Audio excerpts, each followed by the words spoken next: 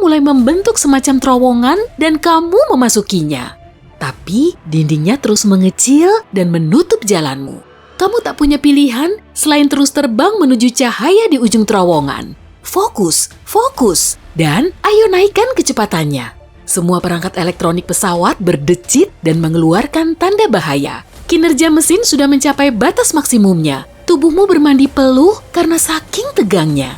Dinding terowongan itu hampir menyentuh sayap pesawat dan wuhu, berhasil! Akhirnya, kamu bisa keluar dari kungkungan awan gelap ini. Fiuh, leganya!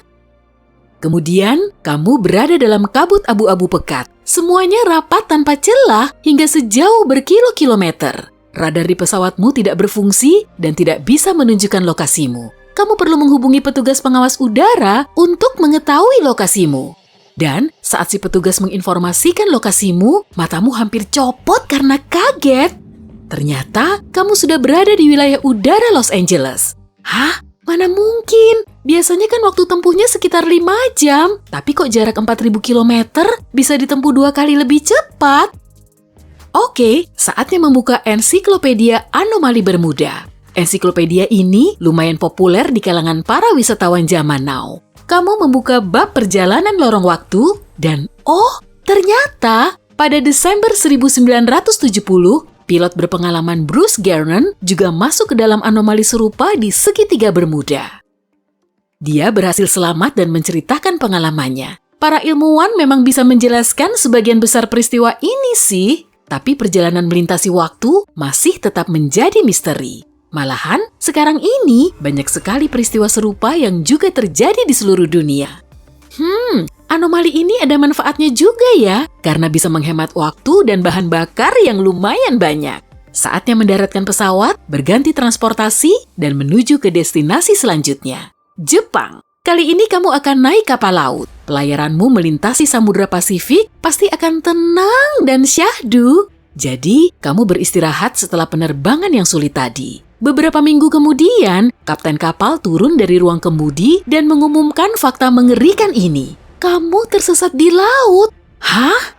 Semua penumpang kaget bukan kepalang. Beberapa orang mulai meneriaki sang kapten, menuduhnya tidak kompeten. Ia pun memperlihatkan kompas yang dikenal sebagai penunjuk arah itu. Duh, semua berubah jadi kacau. Jarumnya berputar tak karuan. Tak salah lagi. Kamu pasti telah memasuki area anomali lain. Laut Iblis. Tempat ini sama mistisnya dengan segitiga Bermuda dan ditandai dengan titik merah dalam ensiklopedia anomalimu.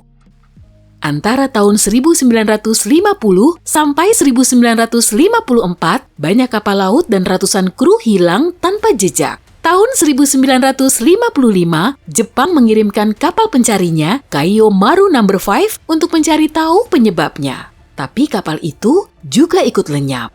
Ternyata, di tempat ini terdapat anomali geomagnetik yang bisa mengacaukan fungsi kompas. Dasar lautnya mengandung banyak logam sehingga mengganggu gerakan jarum kompas magnetik.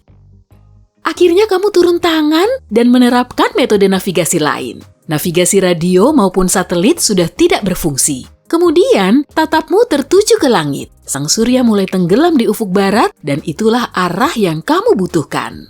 Tak lama kemudian, kamu bisa menapakkan kaki di daratan. Selamat datang di Jepang. Beli oleh-oleh lalu lanjut ke bandara. Kali ini, kamu menuju pantai timur India. Penerbangannya pasti akan aman.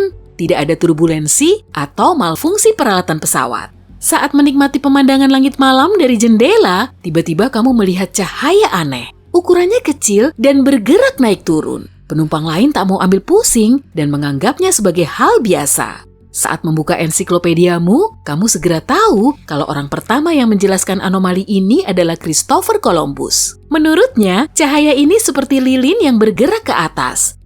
Dia juga menyatakan tiba-tiba api keluar dari laut. Peristiwa ini dia saksikan sendiri saat berlayar melewati area segitiga Bermuda dalam perjalanan pertamanya menuju dunia baru.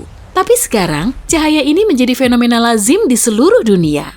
Di India, kamu membeli tiket kapal pesiar menuju Florida. Rute ini sangat populer di kalangan para wisatawan karena melewati banyak anomali menarik dan sekarang malah menjadi tujuan wisata. Kita mulai dari kapal hantu. Perburuan ini berlangsung selama berminggu-minggu. Setiap kali kapal pesiarmu mendekati si kapal hantu, kabut tebal melingkupi permukaan laut. Para penumpang berdiri di anjungan dan mencari-cari tiang kapal di kejauhan. Tapi benda ini menyembul dan hilang seperti sirip hiu di lautan. Akhirnya, kamu berhasil mendekati kapal hantu itu. Tapi, seisi kapal pesiar harus diam di situ, tidak boleh coba-coba naik ke kapal hantu itu. Semua penumpang tahu kisah sedih saat kapal hantu ini pertama kali ditemukan. Pada tahun 1880, awak kapal Ellen Austin melihat sekunar yang mengapung dalam kabut tebal. Kapten kapal mengirim beberapa krunya untuk mengintai ke kapal itu. Mereka menemukan banyak barang berharga dan barang pribadi awak kapal. Tapi kapal itu tak bertuan. Rupanya, seluruh awak kapal hantu ini menghilang begitu saja. Kapten kapal Ellen Austin kemudian mencoba menarik kapal hantu itu ke pelabuhan untuk menjual kargonya. Tapi, tak lama setelah mereka memulai perjalanan, badai kencang memisahkan kedua kapal. Si kapal hantu pun menghilang. Para kru mencarinya selama berhari-hari, akhirnya mereka berhasil menemukannya lagi.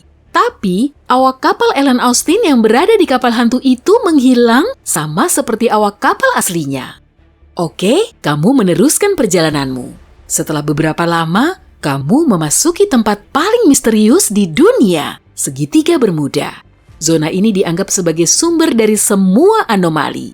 Semua penumpang berhambur ke salah satu sisi kapal. Tempat yang begitu memikat mereka terlihat seperti kolam gelembung raksasa. Dalam pengumumannya, kapten kapal melarang semua penumpang menyalakan api. Anomali ini sebenarnya merupakan sumber gas alam. Gelembung metana menyembur dari kerak bumi lalu bergerak ke atas. Gas metana ini menjadi biang keladi atas hilangnya banyak kapal. Kalau kamu menyalakan api di dekat gelembung seperti ini, tentunya akan meledak semua. Sampailah di akhir perjalanan kita dari Florida menuju New York yang tentunya akan sangat menegangkan. Di kawasan ini, cuacanya sangat fluktuatif. Selama beberapa saat, matahari bersinar cerah tanpa angin.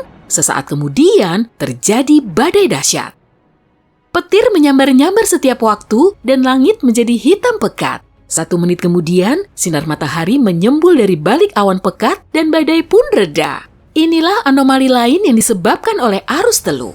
Sekian banyak masa udara hangat bertemu dengan udara dingin, akibatnya cuaca berubah-ubah dalam sekejap, lalu muncullah badai dahsyat.